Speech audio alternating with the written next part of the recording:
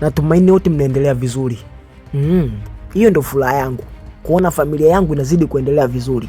Sasa kwa kuwa mshamaliza kila kitu, njoo tuicheki hii movie sasa.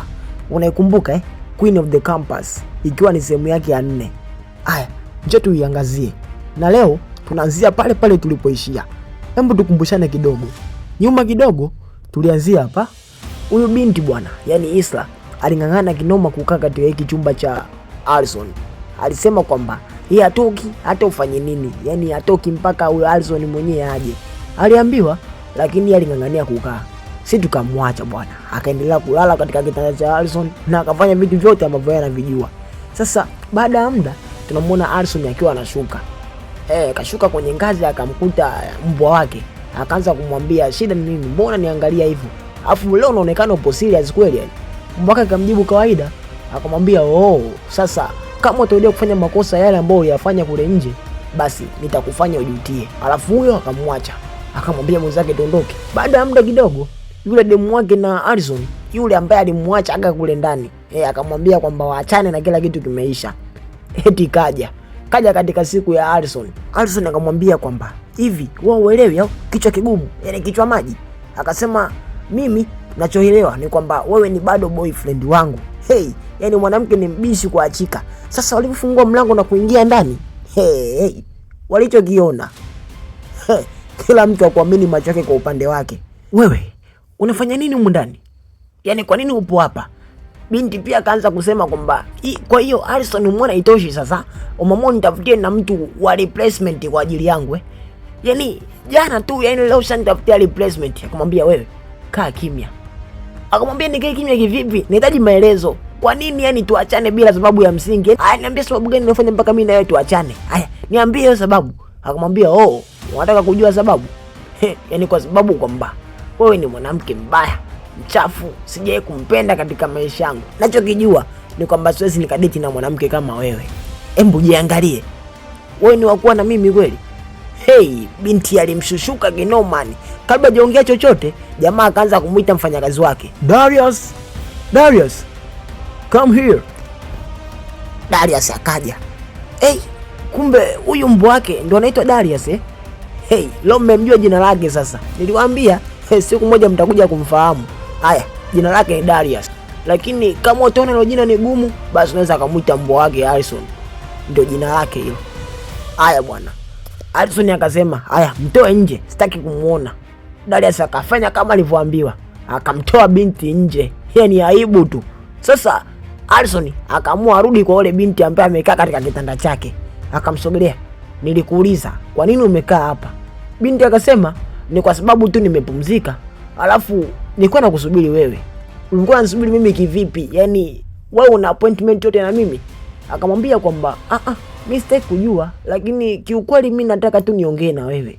Uongee na mimi nini? Yani kwanza ushanitibua. Cha pili, umekaa katika kitanda changu. Cha tatu, nani alikupa ruhusa kuingia kwenye chumba changu? Akasema, hapana, ni mimi tu mwenyewe. Nitaka kuongea na wewe leo. Sawa, niambie, nakusikiliza. Nahitaji uwe na mimi. Mchizi akasema unbelievable. Yani haunijui, alafu nataka kuwa na mimi. Akamwambia ndio.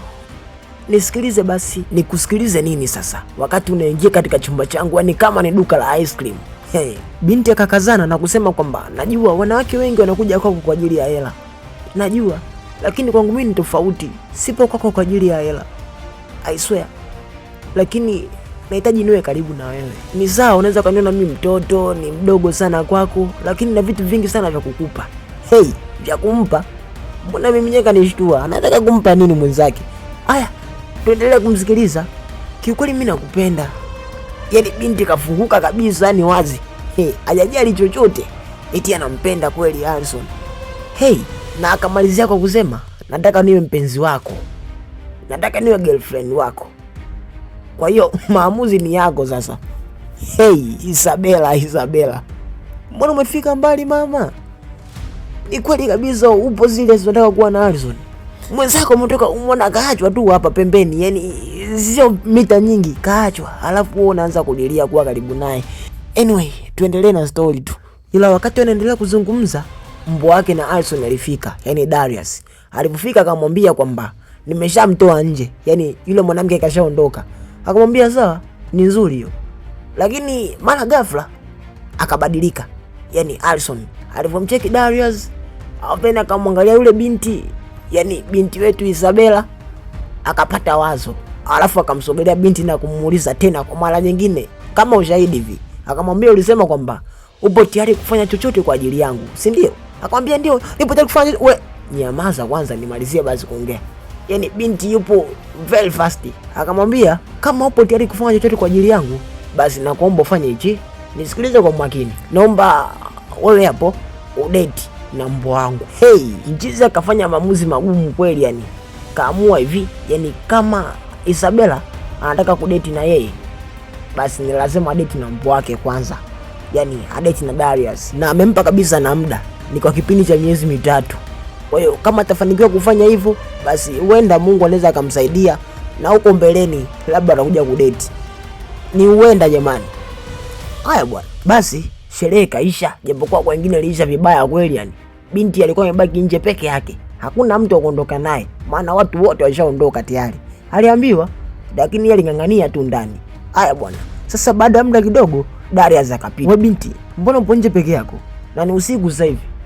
Fuata shughuli zako, haikuhusu. Hey, jamaa kamshushuka, akamwambia sawa, lakini ni usiku. Ila kama utaendelea kukaa nje basi gundua kwamba hautakuwa salama. Mimi ndo naondoka hivyo. Kama unahitaji kuwa salama nifuate. Jamaa akaambiwa tena, haikuhusu jamani. Basi akaamua tu aondoke, lakini asikupita hata dakika 2. Binti aliona mbona panadisha mazingira haya. Kumbuka na hakuna hata mtu wa kuondoka naye. Ikabidi tu amkimbilie Darius na wakaondoka wote. Sasa alipofika nyumbani ni kilio tu. Hey, basi akaanza kusimulia mashoga zake kile ambacho kilimkuta kule kwa kina Alison. Kila kitu akawaambia, hakuwaficha. Lakini Jumuke akamwambia, nilikwambia kila kitu kabla hujaanza chochote kile. Huyo Alison ambao unamfuata si mtu mzuri. Sio mwanaume wa type yako kabisa. Achana naye lakini ukamng'ang'ania. Haya, ona sasa malipo yake. Hey! Sasa baada ya siku kadhaa kupita, binti akaanza kuomba ushauri kwa marafiki zake. Nini afanye? Maana haelewi kabisa, kichwa kinavurugika. Anamtaka Alison, anataka kuwa queen of the campus, ila walichokifanya marafiki zake ni kumkumbusha tu kwamba nini ambacho Alison anakitaka. Alison amekwambia kwamba ili mradi uwe naye ni lazima udate na Darius kwa muda miezi 3. Ukifanya hivyo tu basi unaweza kuwa na alama kubwa zaidi ya kuwa naye. Yani lolote linaweza likatokea na uenda akawa boyfriend wako. Sasa hapa ndipo kila kitu kitaanza kubadilika.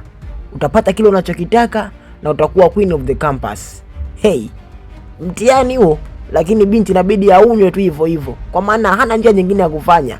Marafiki zake shamshauri kwamba afanye alichoambiwa na Alison, yani adate no Darius, yani mbwa wake Alison. Sasa leo ni siku nyingine tena.